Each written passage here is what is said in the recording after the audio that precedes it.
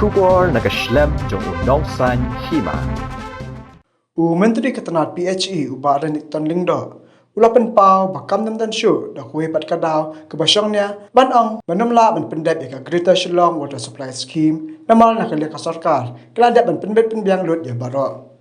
Ubaran ikton ulaong babaro sikata keladan kejing namal bamya jingbet hindrai menta layak jingbet ru nak Ketenat sipai ban penyat igi pipe ban nolor kanir wat dia kepisah kap dia ke revise estimate kablakot cakap rup stan kulur nakam ta ketika skim ru ladap ban mang bat kumjuru layak kumbalai kulur nakam ta ban siu syak Ketenat PWD hakabide begejing ti akisurok menteri ulah kerparu ya ki kontraktor bakin sedang biang no ya kakam kenang malap ban pendap no mentau senam hadin begejing kmilinti ban pendap house nem lalai kamsyam no urlong skim kala ya chakmat ha Sekuan beritu baru akhir kisah mengimsim layo ya ke permission nak ke defense dan diminta permission nak defense dengan layo.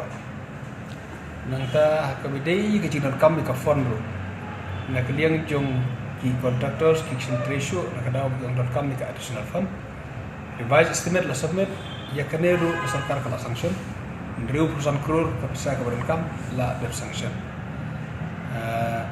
Kami kejiran kampisa ban siu jika peludi ke penpaham yang kini surok kibarati daka PHE ya keneru jidang suyo kumbalai krur last week ayo ban siu dengan department te ajisha kam dadon syu kadau ke basyong ni ban ong bagi namla ban tre ban pendep ke skim kan tinggal don syakmat ha ke tre akbi dan tiba inla pendek te ngate ngakbit nanti bermentau sunam isya ngila expect pendek madu sunam beladap tadi dari jumlah mentau sunam ar ngakbit nanti bengin yok ban pendek dan complete in all respect ya kena skill ya ke Shillong Greater Water Supply Scheme kemudian ke sanction ke beningkong jangka project kan nu lamang ikan ni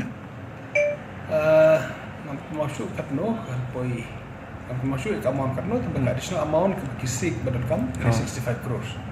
The original amount yang masuk karena. Kan persen ni kalau complete ke kam? Around above 75%. Kemudian kini kemudian major work baru lah ada plot. Labun berada major work like no ke laying of pipe nak kena nampak defense. Ya kibaki kam ai NOC bersikap tu. Tentang lagi NOC kata. Kemen bertakam ya. Kemudian kebarang sa tang men stang execute. Haji Syah stang execute stang kontraktor baik. Terkadang execute kepat kontraktor kin dari kisip serius kontraktor kam dun syu kadau technically kawan ong makin dia tre. Te equality makin dia cooperate dan kontraktor kin resume yang kisip tre berkat. But equality ban pendap kena kam atas.